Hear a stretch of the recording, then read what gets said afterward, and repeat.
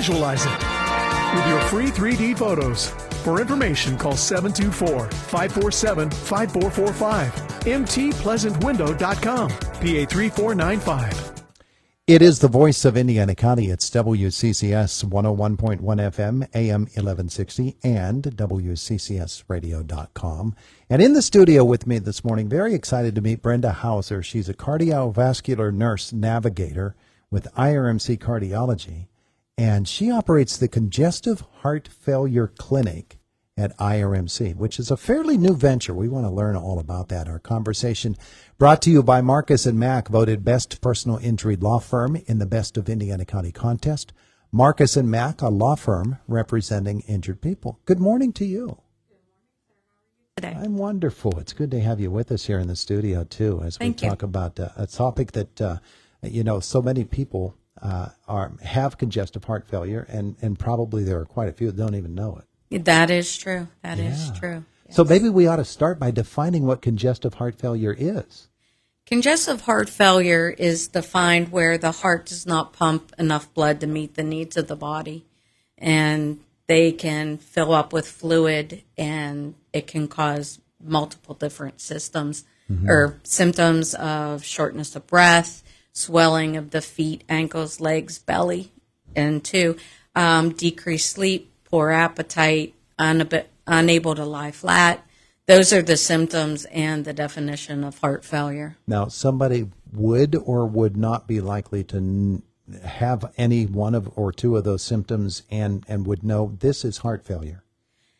I don't know if they would know if they have it. Doctors have to diagnose it, and there are several different tests that the doctors would run to diagnose this disease. So then they would end up at the clinic. If they are referred to me, yes. Yeah. They can be referred by their primary care or cardiologist.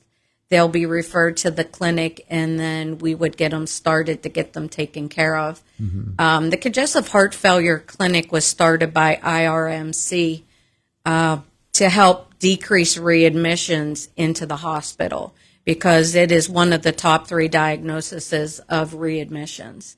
So if we take care of them in the early stages, then they can stay out of the hospital and stay home with their loved ones where they're more comfortable and enjoy their life. Now, when did the clinic get started, and when were you hired? When did you begin? The clinic was in the beginning stages. I was hired in October, and I started the first part of November. And we got it up and running around December, but since January, it has just blossomed. We have cared for over 72 patients. Right now, currently active, I have 60 patients in the clinic. I monitor them on a daily basis of their weights and blood pressures through a remote patient monitoring program. And if I see that they've gained 3 pounds overnight or 5 pounds within a week, or their blood pressures are high or low, I give them a call, see how they're feeling. And if they display symptoms of heart failure, then I work with their medications on a 3 to 5 day basis to get that excess fluid off of them, and that way saves them a trip. So far within the program, I have saved over 30 some occurrences from going to the ER and being admitted for the disease. Wow. Yeah. That's exactly what you were aiming for. That's my goal. That is what I got hired to do, and that's what I'm doing. Yeah. Well, tell me about your background. How was it that you came to this sort of a position in your career? I have been a nurse for 17 years, and I previously worked at the emergency room. And my manager was one of the girls I used to work with, Salita Brock, and I went in for an interview in October, and she says, "Hey, I have this new program starting up," and we talked about it, and here I am. They hired me, and we're doing it. Wow. Yeah. Wow, that's terrific. Were you pretty excited when they came up with the idea and approached you? Oh, I was nervous. I was nervous, but yeah. It's something to start from the ground up, and it was a goal of mine. I was not going to fail, and I'm just keep going. Yeah. It's doing well. It's doing very well. And the patients, when I save a patient, I have one, he tells me, he goes, Brenda, thank you so much for everything you've done for me. And we're doing well. So it's a good achievement for me. Well, tell me about a patient who gets started. Obviously, you said they're referred to the clinic. So, Yes. So they join the clinic, they join the program. Yes. And take me through those initial steps and then progress me through. Okay. I could meet them either in the hospital for, whatever, if they have a disease, the congestive heart failure, I could meet them in the hospital, or they could be referred through the office. Then they come into my office, and we talk about the program, all the ins and outs of that. We go over dietary, exercise, pharmacology, and the definition and signs and symptoms of heart failure. And if they choose to do the program, then they are given a scale and a blood pressure cuff through it for the remote patient monitoring. And the next day they're set up, and I monitor them as long as they do their weights and blood pressures. There's a second part of the program that I work with Lori Smith. She is a registered dietitian. It's an in-person clinic where they come in and they talk with me about heart failure signs and symptoms and different things that they can do to make a better life with this. And then they also meet with Lori, who goes over the dietary aspects of it and works with them with new recipes. Talks with them about what's good to eat, what's not to eat, what to avoid, what to limit. It's a really good program. Our our in-office program, it's slowly up and coming. Most people do, because of transportation or whatnot, do remote patient monitoring, but the in-office program is available to them. And we meet on the first and third Wednesdays of every month in the afternoon. I'm sure there's tons of data out there about people with congestive heart failure and how long after someone is diagnosed with congestive heart failure before they suffer an event and things of that nature. Yeah.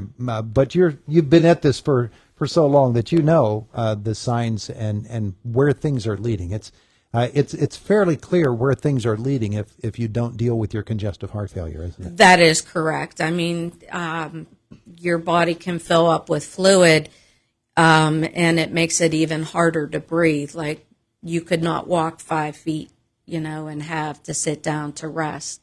So it is always best to make sure that you take care of yourself and remain active and not just sedentary all the time. Because the best thing you can do for yourself is just getting up and walking and staying active, because if you think about it, the more we sit around, we become weak, and that's our heart too. If we get up and move and give our heart a little bit of exercise to beat a little bit more, that makes it stronger. So it's a disease that is not curable, but it is a disease that we can help build a better life with that and try to keep you out of the hospital as best as we can. Would we be correct to say that all or almost all patients with congestive heart failure have that difficulty, the sedentary lifestyle, the poor diet?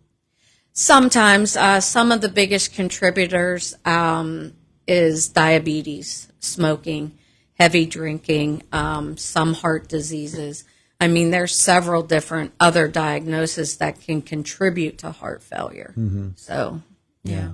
I remember my uncle, when he had heart difficulties 20 or 30 years ago, saying the doctor back then said, your heart is only functioning at this capacity, and you should just go home and sit around and not do anything. And that way you'll not overstress your heart. And he said, well, wait a second. If the heart is a muscle, I should exercise that muscle. That is correct. That's the way to go about it. That is the way to go about it. Not that we want them to go out and join a gym, because there's a lot of things that, they shouldn't do heavy lifting or sit-ups, push-ups, anything that causes them to hold their breath.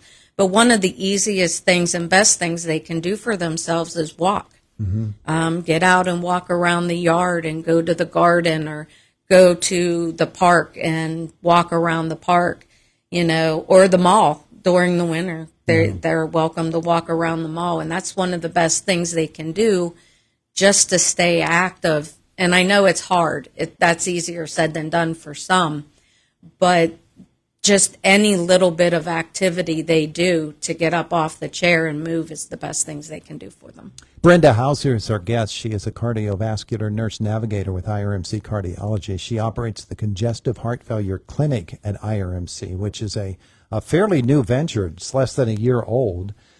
So when somebody becomes a member of the clinic, are they saying, this is a lifetime appointment, I have to be here for the rest of my life? Or is there a graduation process? They can stay with me in the clinic as long as they want to. This is an optional program that is covered by most insurances. And they can stay with me as long as they want to, or they can say, you know what, this isn't working for me, and give the equipment back.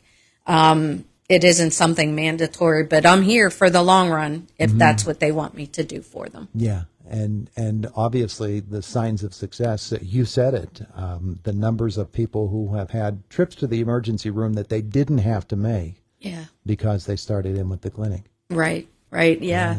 And to say, and to hear them being thankful and thanking me for calling and being attentive to some of the problems, like, it's just good to hear. And I like to talk to them and make sure they're okay. Oh, sure. Yeah. So does the success that you've had so far in less than a year, does it surprise you that it has taken so well?